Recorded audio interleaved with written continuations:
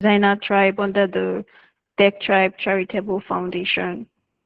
Right, so my name is Deborah, and I'm the community manager at Tech Tribe Charitable Foundation, and I'll be your host for tonight's session. All right, so on tonight's edition of the Tech Talk Wednesday, we're actually going to be talking about something really, you know, important as um, designers and tech professionals. We'll be looking at building ideas and looking for new routes. So many of us here, depending on our level, um, some of us, have actually been building, you know, stuffs, and at some point we begin to ask ourselves, when do I actually know that it is time, to push out this product? How do I validate that something that this product I'm actually trying to push out is what people really need? So basically, that's what we're going to be looking at. So whether you're trying to launch a personal project, you're trying to improve your portfolio, or you're new into UI UX, or you also want to, land your next opportunity. So today's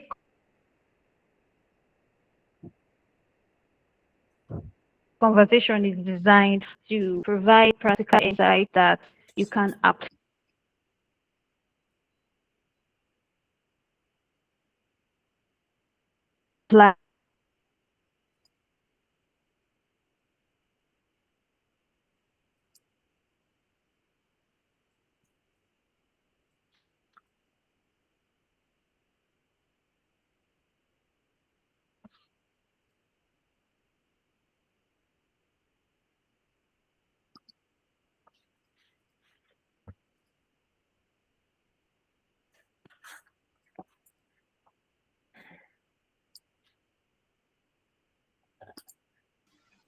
Is it just me? I can't hear Deborah.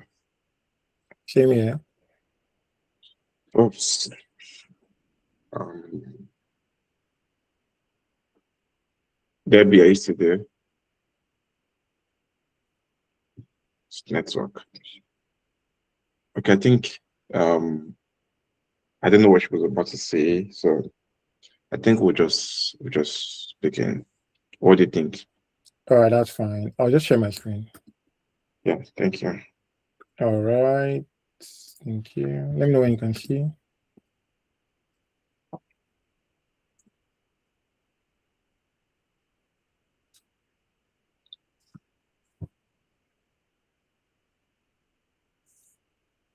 Can you see, please? Just confirm. Tops, just raise your hands up. Give me a thumbs up so I can continue.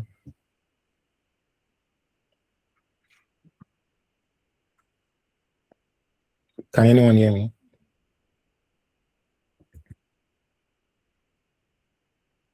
All right, cool. All right. Name is Olusola Kalejaiye, and I'd like to say thank you to the Tech Tribe Charity Foundation for this opportunity.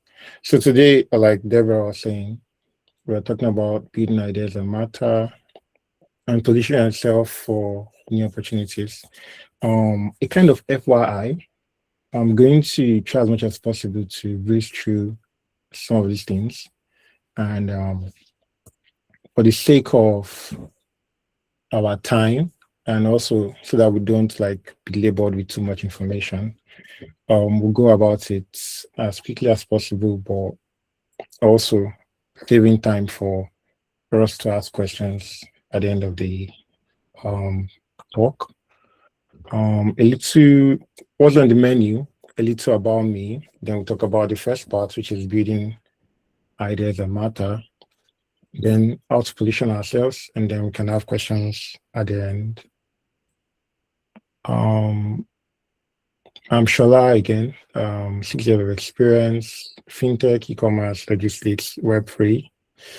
I've been privileged to work with some known companies like InterSwitch, OmniBees, or Omni Retail, whatever you know them as, Hiroshi, and I also have an MSc in user experience design at Birmingham City University. Um, Outside of work, I'm kind of fascinated about a lot of things, but for the sake of here and now, movies, street photos. I try to play soccer or football when I can, but then I try to really follow up with Manchester United, which is my football club. One thing about street photos is that um,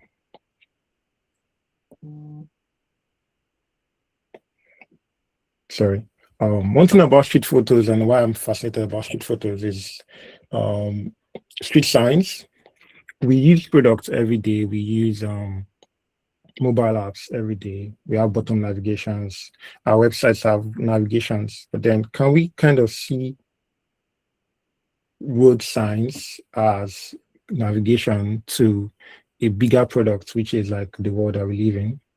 And I think when we see it that way, we can also take more street photos and be as fascinated as I am at this point. Um, so that's a bit about me. Can I continue? Oh yeah, you can write on. Yeah. All right, thank you. Awesome. Second on the menu is how do we build products that matter? I'm going to assume that most of us on this call are tech professionals. I think I know some faces that are not tech professionals, but I'm going to assume that we all know what tech is and what designers do, like user experience designers. And because that's what this presentation is going to border around. But then if you have questions, you can always raise your hand and ask me questions or wait till the end of the presentation. So now, before we build ideas, right? Why do ideas fail? Why do businesses or products stop existing? Why do you know Heritage Bank before and then they're no longer in existence? Um, why do we know GoCada before and now it looks like they're struggling? Um, why did we use Hotmail? Why did we use Facebook? No, before Facebook, there was MySpace and all those other things. But then for some reason they failed, or their ideas that we can say they failed and they're no longer existing. And from my research and from my experience, um, they are usually the root cause usually falls under four buckets, right? The problem at the time was poorly understood. Maybe they built a lot of things based on assumptions without enough validation, without enough data. Or the solution was not feasible. Maybe the technology at the time was not as good as what we have right now. It's easy, e.g., right now, you can build anything from your room and from your window.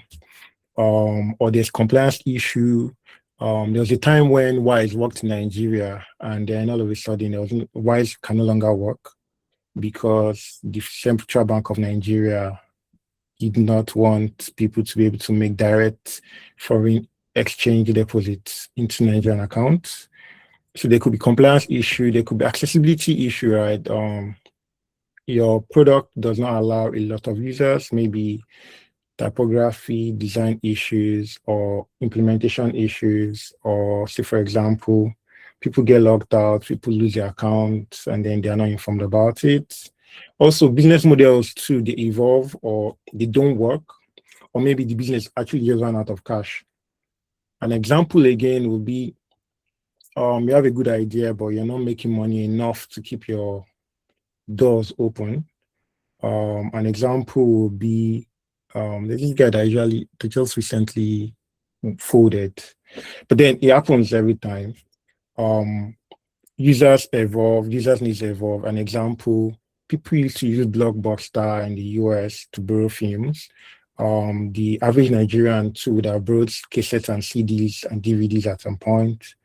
But then the world has become more digital now, and people prefer to just watch movies on their phone or watch on their TV using Netflix or HBO or whatever. So when products or when ideas fail, it's usually one or multiple factors like the ones I've just pointed out. And some of these things are beyond our control as user experience designers. But then it is good that we are aware because we also can also take those learnings and apply them into some of the things that we do afterwards. So that's that about ideas and why they fail. But now, how do we approach a new idea or a new problem in such a way that we try as much as possible within our grasp and reach to build something that would work or would stand the test of time? There's something that Mark Zuckerberg said, or he has said in some of his videos, about ideas not being fully formed when they come, right? You work on them, you polish them, you refine them over time, and then some of the opportunities, opportunities, the right way of doing things, the right way to design, the right way to implement, they come to you as work along. So ideas are actually best suited for markets when they are shaped by research, by feedback, by constraints, taking into account constraints. You also have to experiment. Also, you have to be willing to learn from your failure. An example will be for failures. An example will be when WhatsApp initially rolled out the channels thingy, and then for some reason it disturbed the way people use people would view statuses, right? People are being shown things that they don't really want to see, right? I don't care what my channels are showing. What I care is what my friend and my family, probably what they are posting at this time. And the channels or the channels and communities are like secondary.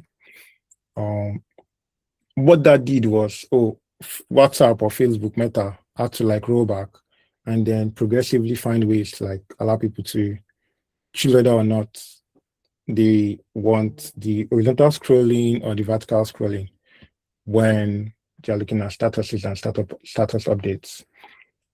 Research is kind of really important.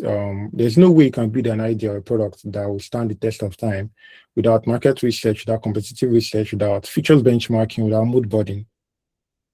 For the sake of this conversation, I might not be very, very, very, very, very in depth. I try to brush through a lot of things, but if you need more clarity, please just save your questions and ask.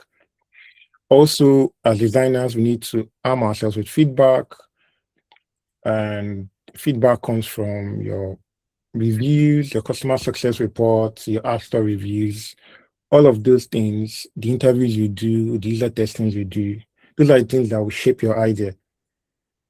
In terms of constraints, you cannot just rule something out and put it into the market. There's a reason why we have compliance guys, especially in fintech, compliance guys. There's a reason why we have data guys. There's a reason why we have people who study legal stuff. There's a reason why you are accepting privacy policies when you download a new product or you download a new app. There's a reason why you have all of those things. So as much as possible, as you come up with ideas, run them by legal people, technical people, compliance people.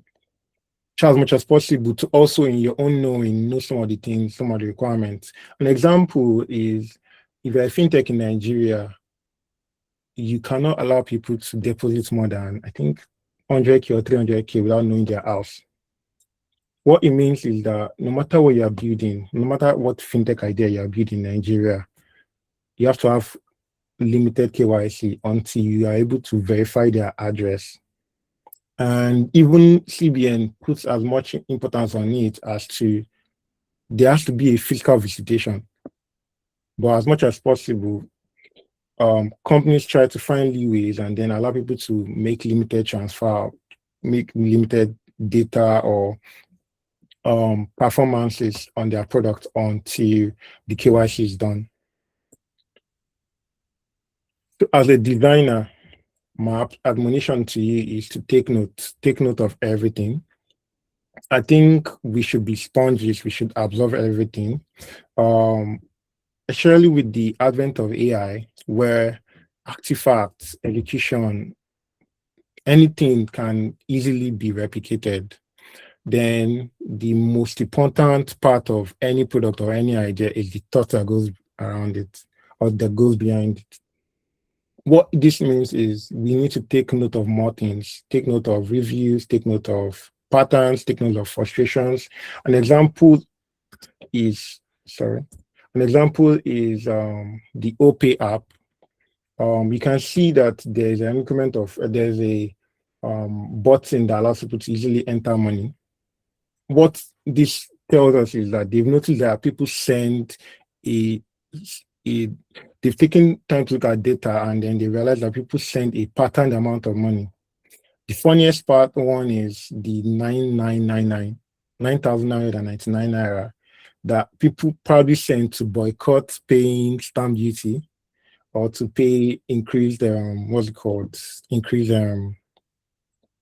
transfer fee. And in a bid to help people be able to do those transactions faster, they've kind of allowed them to have a button that they can easily press and then the number is imputed on the sender's on the sending amount. So what this tells you is that you need to take note of a lot of things. You need to take note of a lot of things. Some of the best products that we use are built with keen observation, right?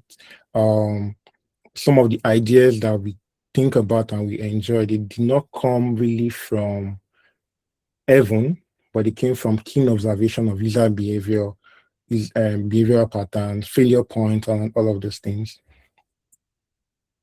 So what I'm trying to let you know is that your next idea will come from screenshots, your experience of other apps, you listening to a podcast, to come from an app review, to come from a customer success report at your company, to come from your notes.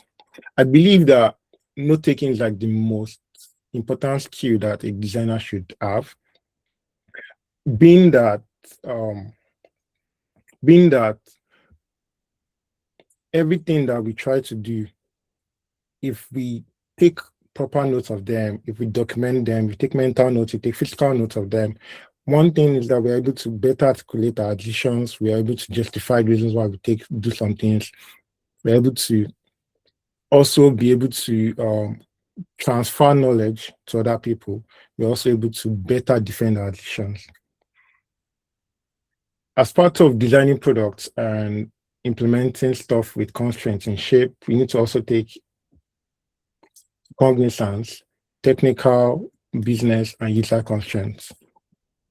You can have a very good idea, but you're not able to build it.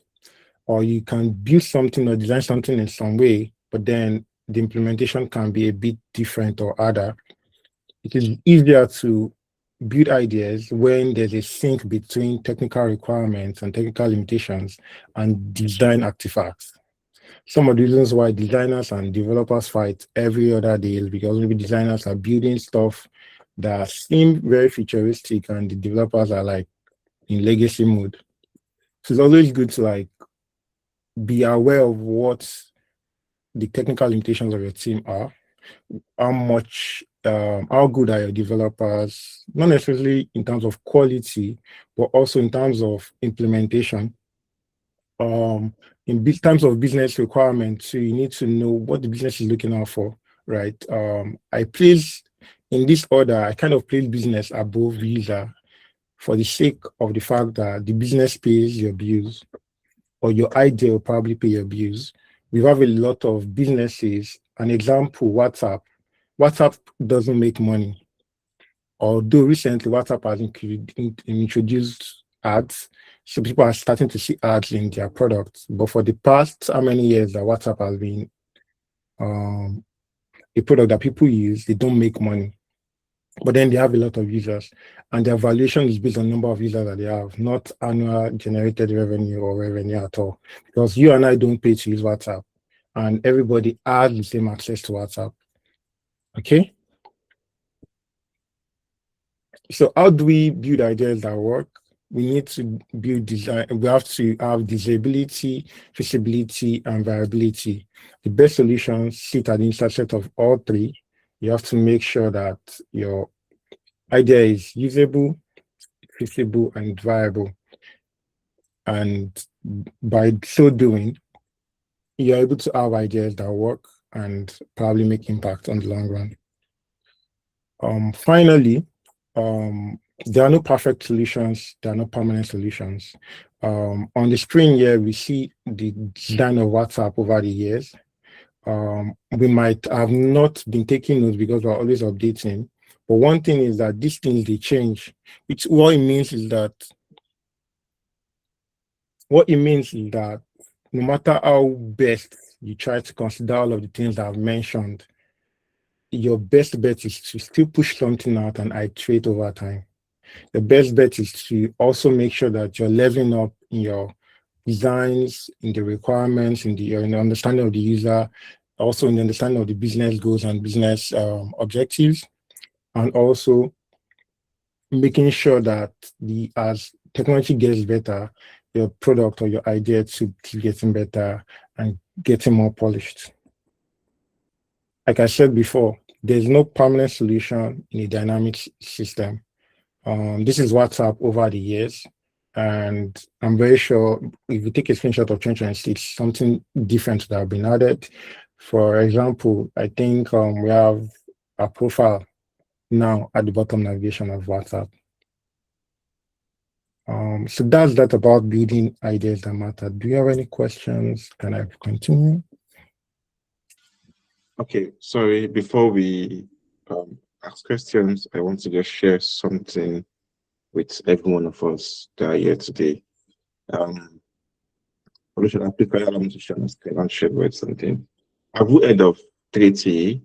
You most likely would have seen it on our announcements, and I want to quickly just next 2 minutes before Olusola continues with the conversation. I want to just talk about 3TE in a minute.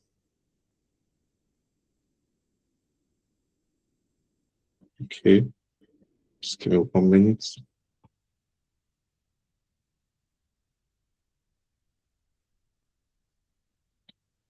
So for those that probably you've not heard about 3TE, 3TE stands for the Tech Tribe Experience 2026. Now, I believe every one of us here are designers, or probably a UX designer, sorry, or probably you're just starting, or probably you've confined to the UX design journey. Now, one question that would be coming to your mind currently is how the impact of AI in your design process. And before we talk about AI, one thing that be very, very important as regards UX design is about building products for the users. Now, one question that definitely will be coming to your mind is how do you implement AI into your workflow? How do you prompt? How do you use Figma AI? How do you use all these current tools without forgetting about the users? And that's what 3TE is going to be all about. Now, 3TE is 2026 is the Lagos Learning Summit for builders currently shaping how African builds with AI without sacrificing user experience, empathy, and trust. Now, it's going to be a 5-discipline track, one created room. So each tracks would have basically dedicated conversation around them. So, and the 5 tracks now, we are going to be having dedicated conversation for UX designers, developers, data professionals, product managers, and enthusiasts and newcomers. So basically, we're going to be having two different specialized topics for each of these disciplines. Now, the focus, like I said earlier, it's a learning summit. It's not just a festival. It's not not the way our popular events have been created. This is focused on the summit, but it's a learning summit focused on those that are currently building products, and it's organized by the Tech Tribe Charitable Foundation. So if you build, you design, you analyze, or you lead with AI tools, this room is for you. So it's August 22nd, 2026 in Lagos. There's a waitlist already. There's a link currently available for those that be interested to register. Now, like I said earlier, it's just 5 different tribes in one room. Every discipline is now building with AI tools. No discipline holds the answer alone. Now, this is why we are putting a 5 in one room for one day in Lagos. Like I said earlier, the UX designers are going to be there, the developers, you're building with AI agents, building with AI agents responsibly with the judgment to know what to ship and what to throw away. So basically, you're using AI agents, you're using prompts, you're using different tools to build. And the focus is how do you build all these things? How do you lead ATM for product managers? How do you, for newbies that come into the industry, using AI to using AI as a leverage point to break into tech and build meaningful works from day one. So these are conversations that is going to be happening at this event. It's going to be focused for these different disciplines, and it's going to be live in Lagos on August 22nd, 2026. So yeah, that's about 3T. Thank you very much. Olusola, you can continue. The link would be available. Just drop the link in the chat box so you can click and just join the waitlist. Thank you.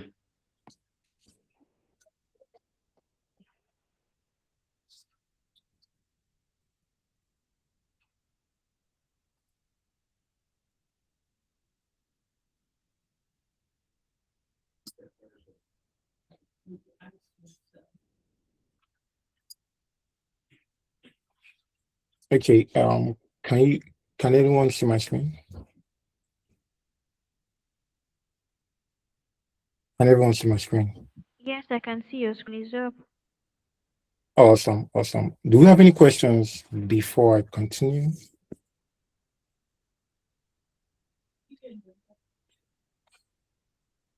All right. I guess our silence is gold. Thank you.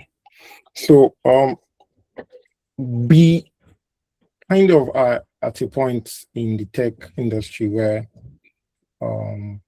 everyone needs to like position themselves, and we need to like find a way to just get the edge over the other person.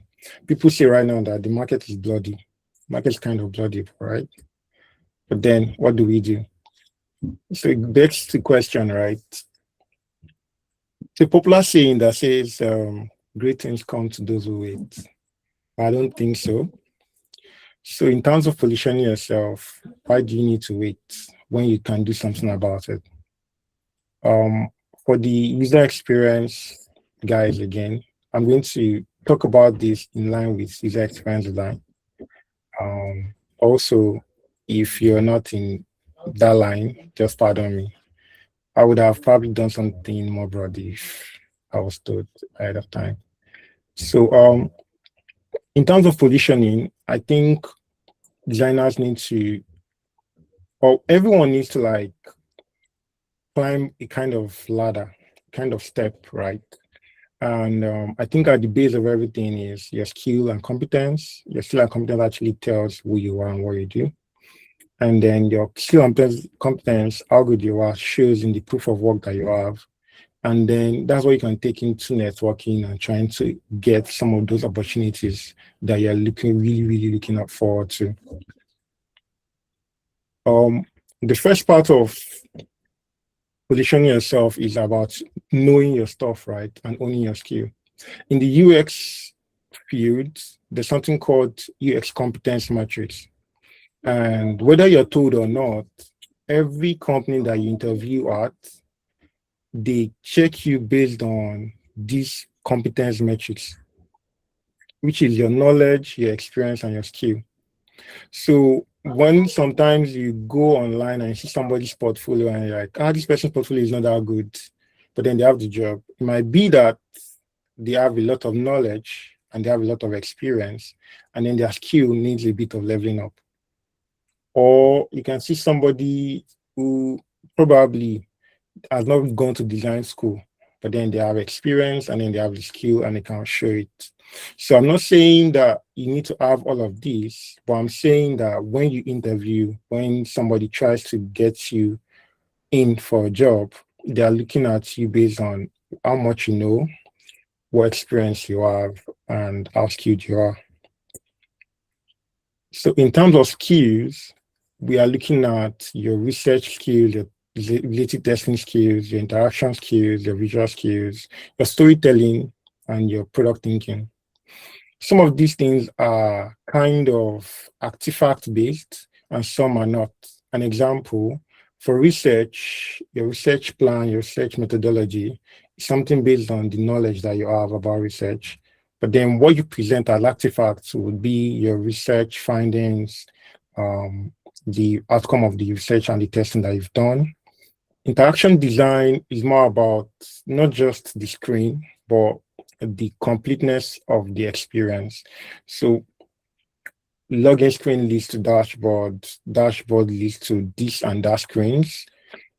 That is interaction design. Visual design is okay, how does this look? The buttons, the background, the components that you use and all of that. Then storytelling, your storytelling shows in the copies you write, they show in the narrative that you give to your designs, they show in the outcome they are looking for. Product thinking talks about the features. So product thinking, that's an asterisk there because your product thinking doesn't just sit under the skills alone. It sits under experience and kind of sits under knowledge also, right? But then your storytelling shows in your copywriting. So all that you have under your skills are things that you can actually verify with artifacts. But then there's a bit of product thinking and knowledge that also shows in them. Your experience shows in the features that you benchmark, the UX trade-offs that you make, how you hand off your products or your final work to your design and to your developers, your stakeholder management, your product thinking. All of these things are some of the things that you would be showing in your case studies, in the questions that your interviewer will ask you, in the quality of the designs or how you actually articulate the design decision that you've made. Then the knowledge part is the UX principles, the business model. An example, Meta is almost like a pure-based ads manufacturing company. What they do is sell ads. Facebook is just where people meet ads. People, the businesses and the people who consume the ads, that's where they meet. But what Facebook does is to actually sell ads, and that's where they make their money. Some of these things are some of the things that you need to know in terms of knowledge, in terms of experiences, in terms of knowledge as a skill, as a competence under the UX metrics. Accessibility, why is your button 48px? Why is a large button this size? Why do you have contrasts? Why should the background and the text not be the same color? User psychology, or why do we give people 3 options? Why don't we usually give them 4 or 5 options? Maybe because after 3 options, the quality of decisions that they make kind of goes down, or it becomes really hard for them to make a choice when you give them too many options. Also, the placement of your icons, dimensions, and all of those things. Those are theoretical knowledge. They have ways where how they show in your skill and your experience, but there are things that you can actually sit down and read about. And these are the things that also kind of influence how much experience you seem to have and how your design skills are kind of different or sort of standing out when you're in a pool of candidates. So why do you need to stand out, or like why do you need to like improve on your competence? Why do you need to polish your competence and how you're perceived? Because first off, with competence comes confidence, and it shows in how you articulate your design choices. So your interviewer is asking you, okay, why did you guys use this color? Or why did you do this? Or why did you do that? Why do you have this feature? Why do you have that feature? The way you articulate them, even though you might have not done the wrong thing, the way you articulate them shows based on how competent you are and how confident you feel. Also, your competence helps you to tell better stories about your products. It helps you it kind of reduces imposter syndrome because everyone suffers from these things. But then when you know what to say, then it's easier to say it, right? Also, the reason why you should also improve your competence is because good work equals more work. Nobody comes back to somebody that poured their hand or somebody that did not perform well. So the better you show your work, the better the outcome of your work, the more opportunities you get at the long run. No matter how good your portfolio, you try to make it look, if like one, carry somebody else's work and put it there. If you're not competent, it's just a matter of time before you're out of job again. So competence is like the foundation that we need to first build, when we're trying to position ourselves for great things. The second part is showing your work, right? Show your work. Whatever you design, whatever you build, just show it, right? Get feedback. Show your friends, show your colleagues, post on social media. Don't post obnoxiously, right? But post on social media. The funny thing is that if an idea resonates with you, there's a high probability that it resonates with your friends and your colleagues. And what better way? Because if you're selling shoes, right? The first person you tell you're selling shoes is your family and your friends and your colleagues. So when you're building your idea, so when you're doing your design, it's not best to show them first, unless there's NDA, right? But then show them, then post on social media. Also, add them to your portfolio of work online. Online is very important. I could have written portfolio, but I wrote online because when you're not there, your online portfolio is there. Your website link or your Framer link or your Behance, your Dribble, they're always going to be there. Somebody will be curious about what you do. You've reached out to them, you met them at an event, they collected your CV. Before they refer you, they want to check your work. What are they going to look at? Okay.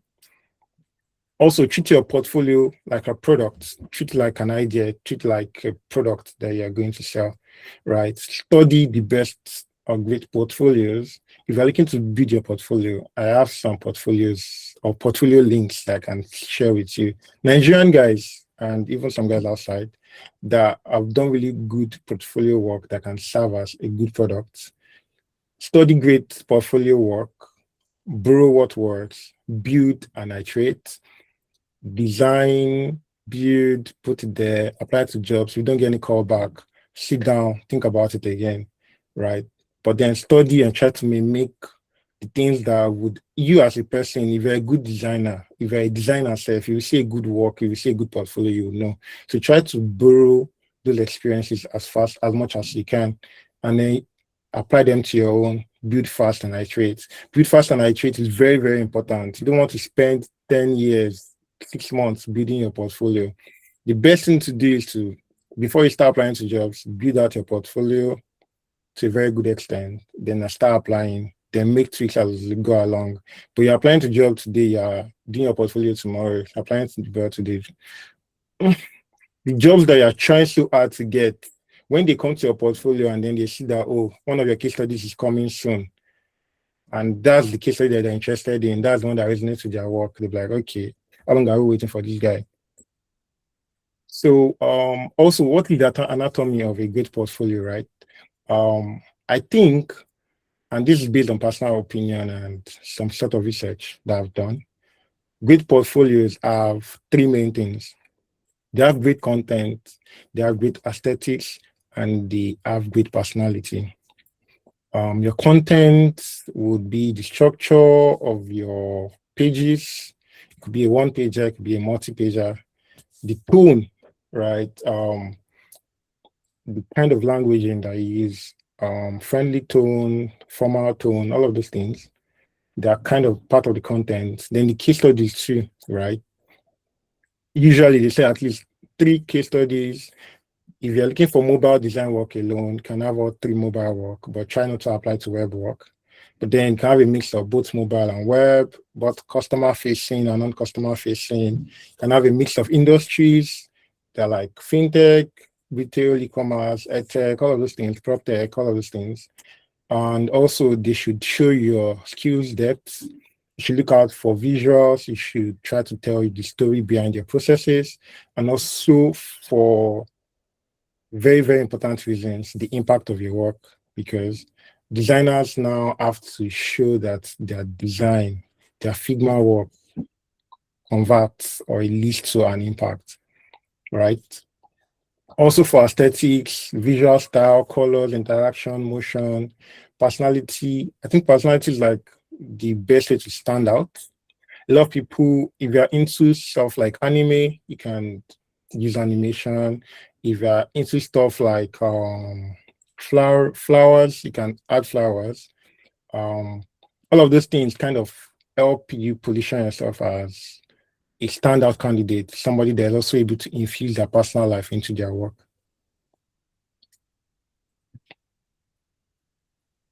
So just before you start like reaching out to people or like trying to get an interview, I think you need to have at least an online portfolio, a PDF portfolio, which you can easily attach to an email and send out. You should have your case study presentations done. And your case study presentations are like different from what you have on your website or your portfolio. Your case study presentations are usually longer, more in-depth, and oftentimes during the UX interview process, you'll be asked to show the case study or one or two things that you've done before. It's the opportunity to show the length and the depth of your work and show that you are the person who has that competence that we spoke about earlier. Interview stories too are like really important. You need to have answers to some of the questions that you might be asked. If you wait till you're asked those questions before you find answers to them, you will babble, your answers will not come right. So there's a lot of common interview questions that you'll be asked. A lot of people get their questions from ChatGPT or from online. You need to go and read online, get your stories right, try to make sure those stories they relate with your experience. An example, you worked at say industries before, and then they're asking you, oh, talk about a product that you worked on that is good, da da da da da. You, oh, when I was at Interswitch, you worked on this product called QuickTeller, and this was the issue, this was the problem. Be able to answer those situational questions from your perspective of your work, the perspective of your contribution and your impact, right? So it's very good to get all those things down. A lot of designers, a lot of guys that I know that were in the market, we kind of have those stories written down. And what we try to do is rehearse them before we go for those situational based interviews. So that's that about portfolio and all of that. So the next level is networking. And if you don't take anything away, take the fact that opportunities travel through people. I, as a designer, of 7 companies maybe that I've worked at, I would say that 5 were true referrals. I still had to pass the interviews, right? But then someone actually like opened the doors for me. So what am I trying to say? Networking is very, very important. I know, like very, very important. So people open doors for people, opportunities travel through people. Referrals are important, recommendations are important, the communities that you join are very important, the relationships that you form are very important. A very, very important relationship to form is to have very good working relationships with people that you work with. Because oftentimes people leave and then they come back to pick people that they've worked with before. Oh, I enjoyed working with Shola, I enjoyed working with Steven, Deborah, and they recommend them for roles at their own company. This happens all the time. So the communities that you join too, you can be a part of this community, that community, and somebody just brings job opportunities there, and then you can also get referrals and recommendations from them. So all in all, opportunities travel through people, and you have to take good care of relationships that you kind of are already in, and the new ones that come your way. So my own tip for networking, and I'm using this based on a physical networking thingy. And the first thing I have to say is just take interest in other people's work, right? Even online, right? You see somebody post something about what they did at work, or they posted their work, you go in there to like give a very genuine observation or insight about what has been done can be really good. But then in a physical scenario, you see somebody who works at the company that you want to work, or somebody that you look up to. Say, for example, you meet Steven somewhere, right? I think it would be very hard for Steven to remember you if you go to meet Steven and you say, oh, I'm looking for a job. But if you go to Steven and like, oh, I see the work that you do under the Tech Tribe thingy, and I've been following you for like, following it and following you for like 2-3 months. And I'm really interested in how you get this thing done. And then Steven, because he wants to feel good about himself, start talking about the work he's doing in the background, blah, blah, blah, blah, blah, blah, blah, blah. And then that way, Steven gets a liking into you, not necessarily because you don't want a job, but because you are able to start a conversation that could now lead to other things. So when Steven is now done talking about all the good stuff he has done or he's doing, he now ask you, oh, what are you up to? What are you doing now? And like, oh, I'm this looking for a job. Like, okay, how can I see your CV? Can I see your portfolio? That's how it usually works. So you need to approach everyone as though they have a lot to tell you, they have a lot to show you, a lot for you to learn from them. And that way, you're going to be able to effectively network. Online can be difficult, but I'm saying physical networking. Just try to approach people, take keen interest in their work, learn from them.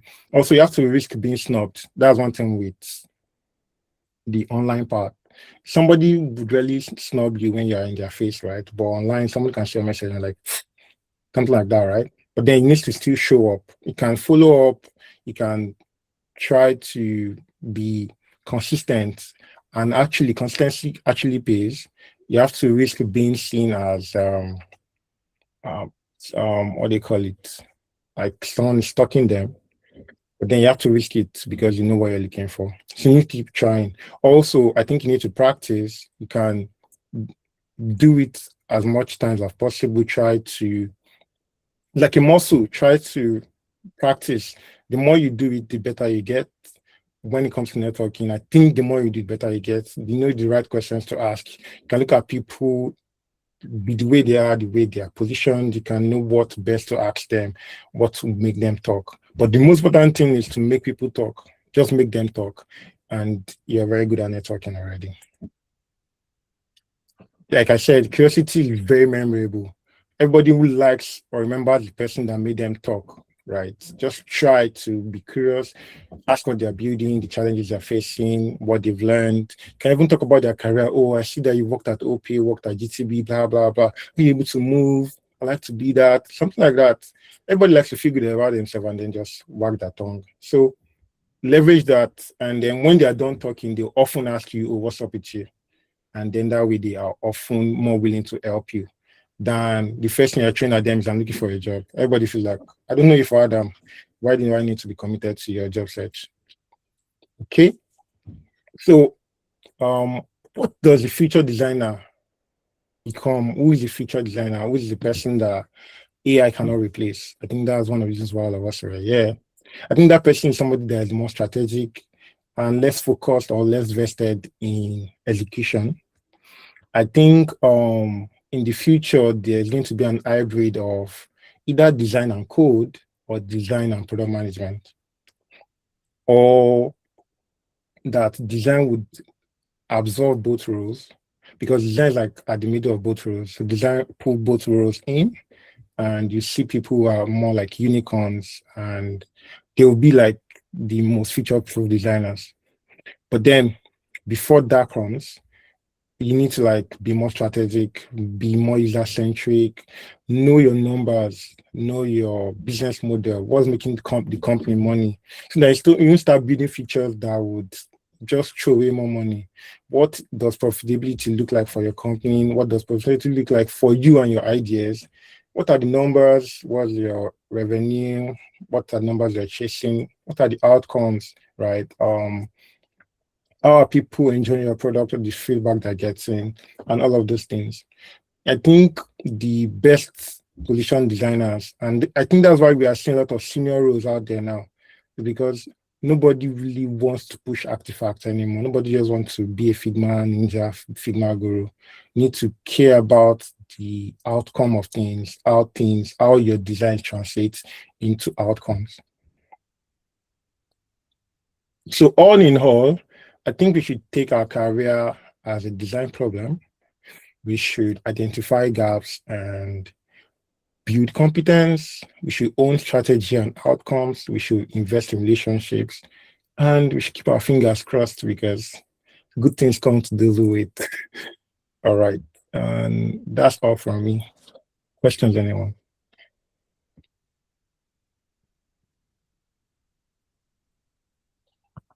Can anyone hear me, please? Hi, Shola. Yeah, we can hear you clearly. All right. That's Thank not you. my Thank you, end. Aziz. No question. And thank you for the insight on relationship building. I think that particularly, I, I grab a lot from that. Thank you for the Thank delivery. you. Thank you. Thank you, Aziz.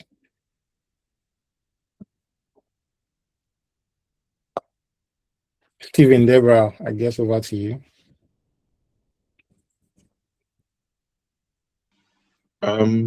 Deborah, are you there? So I'll just stop the recording now.